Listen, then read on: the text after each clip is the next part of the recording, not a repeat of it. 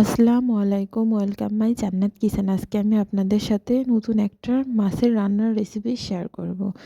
অনেকে এই মাছটা দেখেছেন কিনা জানি না, খান কিনা জানি না। আমরা এই মাছটা কিন্তু মাঝে মাঝে খাই, কিন্তু মাছটা খেতে কিন্তু অনেক মজা। টমেটো আলু দিয়ে ফলি মাছের রান্না। আপনারা কে কী মাছ বলেন অবশ্যই কমেন্ট করে জানাবেন। মাছগুলো আমি ভালোভাবে ধুয়ে লবণ হলুদ দিয়ে মাখিয়ে নিয়েছি।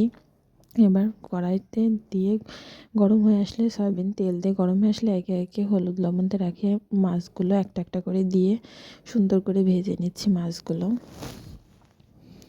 সব মাছগুলো সুন্দরভাবে ভেজে নিচ্ছি। মাছগুলো সব ভেজে নিয়েছি। এবার চুলাতে ওই মাছের তেলের ভিতরে আর একটু তেল দিয়ে পেঁয়াজ কুচি দিয়ে দিব।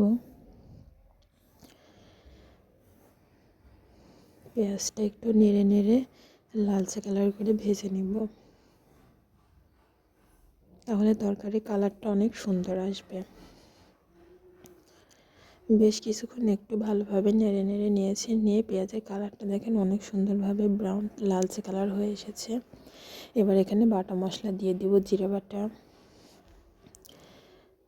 আদা বাটা, রসুন বাটা দিয়ে ভালোভাবে আবার কিছুক্ষণ নেড়ে নেড়ে কষিয়ে নেব। এবার একটু পানি দিয়ে দিয়েছি যাতে মশলাটা নিচে লেগে না যায়। দিয়ে আবার একটু কষিয়ে নিচ্ছি কয়েক মিনিট মতো। এবার লবণ দিয়ে দিব, দিয়ে আবার একটু নেড়ে নিব। এরপর হলুদের গুঁড়া, ধনিয়া গুঁড়া, মরিচের গুঁড়া দিয়ে আবার ভালোভাবে মশলাটা বেশ কিছুক্ষণ নেড়ে নেড়ে কষিয়ে নিতে হবে।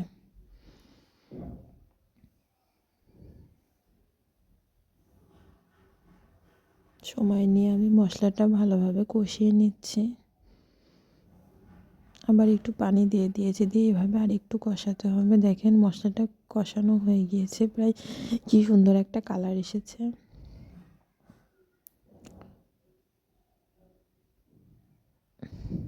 আর একটু নেড়ে নেড়ে কষিয়ে নেব। এবার কেটে ধুয়ে রাখা নতুন আলুগুলা দিয়ে দিব।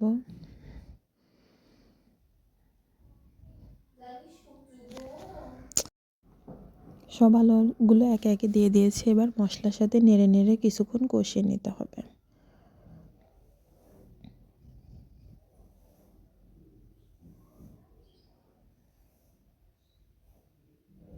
আমি একটু পর পর আলুগুলো ভালোভাবে নেড়ে নেড়ে কষিয়ে নিচ্ছি।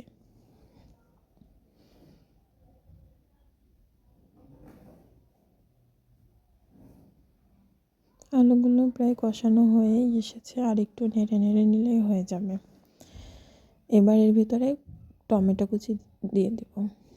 টমেটোটা প্রথমে দিলে পরে একদম মিশে যেত। এবার একটু টমেটোটা দিয়ে আর কয়েক মিনিট মতো একটু নেড়ে নেড়ে কষিয়ে নেব।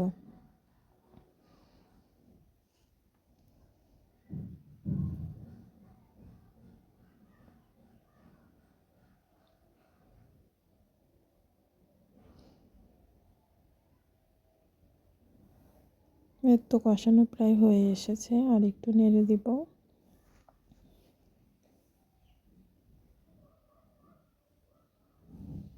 এবার ঝোলের জন্য পরিমাণ মতো পানি দিয়ে দিব। পানি দিয়ে দিয়েছে, এবার একটু নেড়ে দিব।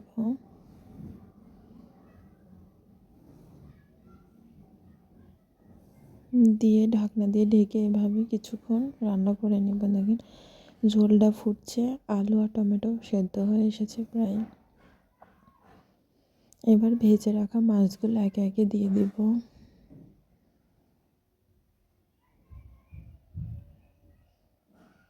মাছগুলো সব একটা একটা করে দিয়ে দিচ্ছি।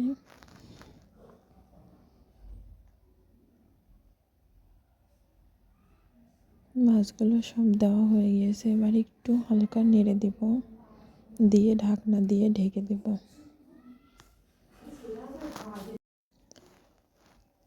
ঝোলের মাছটা ফুটছে, এভাবে বেশ কিছুক্ষণ রান্না করে নেব। এবার একটু নেড়ে দিব, দিয়ে এইভাবে বেশ কিছুক্ষণ রান্না করে নেব।